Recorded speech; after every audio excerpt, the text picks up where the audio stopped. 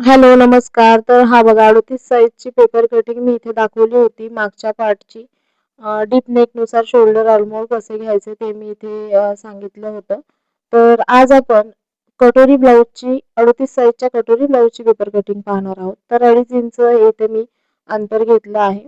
कारण आपण कटोरी आता इथे काढणार आहोत त्याच्यासाठी 2.5 इंच सोडायचे आहेत.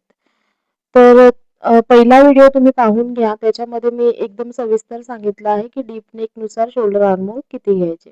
आता इथे 2.5 इंच सोडल्यानंतर जो हा मागील पार्ट आहे बघा, तो त्याच्या पुढे ठेवला आणि आहे असा आखून घेतला. बघा या पद्धतीने.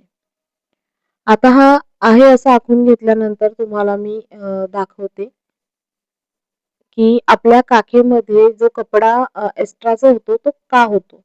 आता बघा इथे ही 2.5 इंचाची आपण कटोरीसाठी हा भाग सोडणार आहोत. तो सोडल्यानंतर आपण हा पार्ट ठेवला. आता बघा इथे मी मोजते आहे तर हे मला 5.25 इंच मी मागील पार्टसाठी शोल्डर ठेवले होते. तर इथे बघा अर्धा इंच हा एक्स्ट्रा झाला आहे. तर हा जो एक्स्ट्राचा भाग आहे ह्याच्यानेच आपल्या पुढच्या साईडच्या ब्लाऊजचा जो पुढचा पार्ट असतो ना, फ्रंट पार्ट त्याच्यामध्ये झोल येतो आणि कपडा एक्स्ट्रा होतो आणि आपण म्हणजे आपल्याला समजतच नाही की नक्की कुठे कपडा वाढला होता. कारण आपण कटिंग तर मागच्या पार्टनुसारच केलेली असते. तर बघा इथे मी 2.25 इंचाचा पुढे नेकची विड्थ घेतली आणि त्याच्यापुढे 3 इंच आर्महोल शोल्डर पट्टीसाठी घेतली. आता आर्महोल 6 इंचावर उतरवला आणि ही आहे आपली चेस्टची लाईन. तर बघा इथे 1 इंचावरतीच आपण याला आर्महोलला शेप देत आहोत. आता याच्याने काय होतं, तुमच्या आर्महोलमध्ये जर चुन्या येत असतील किंवा झोल येत असेल तर तो होणार नाही आणि आर्महोल एकदम फिटिंगमध्ये तुमचा ब्लाऊज तुम्हाला बसणार आहे. तर इथे 7 इंचावरती मी नेकची उंची घेतली. बघा मला 6.5 इंच तयार हवी आहे तर मी 7 इंच घेतले कारण अर्धा इंच आपला वरती शोल्डरमध्ये स्टिचमध्ये जाणार आहे. खाली त्याची विड्थ 3 इंचापर्यंत तुम्ही वाढवून घ्या. मी 2.5 इंच 3 इंच वाढवून घेते. क्लायंटनुसार असतं 36 साईजपर्यंत 2.5 इंच वाढवलं तरी चालतं आणि त्याच्यापुढे तुम्ही 2.5-3 वाढवू शकता. इथे मी 3-3 इंचाची योकपट्टी ठेवली आहे खाली आणि एक लाईन आखून घेतली आहे. हे बघा योकपट्टी इथे मी काढणार नाहीये. इथे फक्त आपला साइड पार्ट आणि कटोरी निघणार आहे. बघा इथे आपला आपण प्रिन्सेस कटमध्ये काय करतो बघा. तर आपला बस्ट पॉइंट आहे ना तो काढतो. जर छातीचा चौथा भाग 9.5 इंच आणि त्याच्यामध्ये अर्धा इंच 1 इंच वाढवतो. तर तोच मी इथे लिहून घेतला आहे बघा तुम्हाला दाखवते. इथे पॉइंट दिला आहे तुम्हाला दाखवण्यासाठी की आपला कटोरीचा सुद्धा बस्ट पॉइंट सेम येणार आहे. तर बघा इथे फिटिंग लाईन आखून घेतल्यानंतर 3.5 इंच अंतर सोडलं आणि ही झाली आपली कटोरीची विड्थ 5.5 इंच. आता हे क्लायंटनुसार आहे. काहीकांना जर कटोरी म्हणजे हेवी बस्ट असेल तर 6 इंचापर्यंत तुम्ही कटोरीची साईज घ्या. पण नॉर्मली 3.5 इंचाचं फिटिंग पासून सोडून द्यायचं. त्याच्यानंतर वरती जे नेकच्या तिथे आहे तिथे मी 1.25 इंच अंतर घेतलं.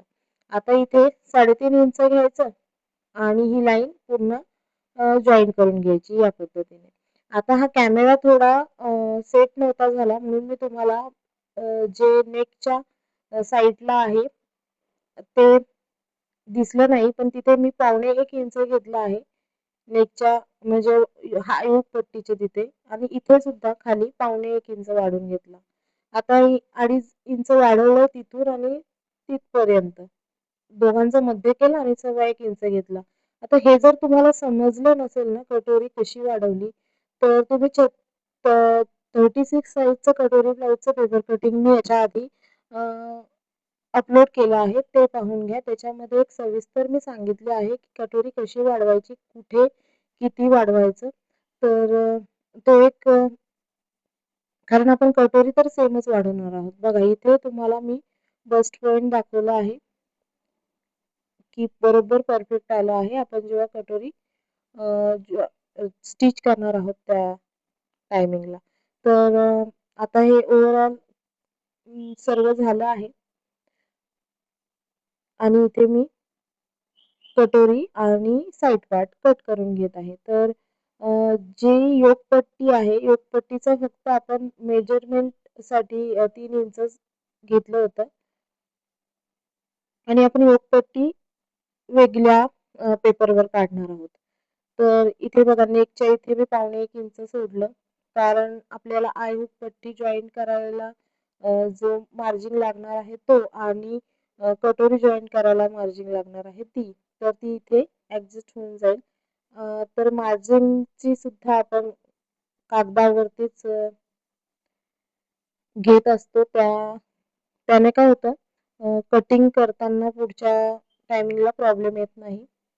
फक्त पेपर कटिंग ठेवायची आणि ब्लाऊज कट करायचं. तर बघा ही आपला साईड पार्ट सुद्धा कटोरीचा तयार झाला आहे. हा जो एक्स्ट्राचा भाग होता तो आपण नाही घेतला.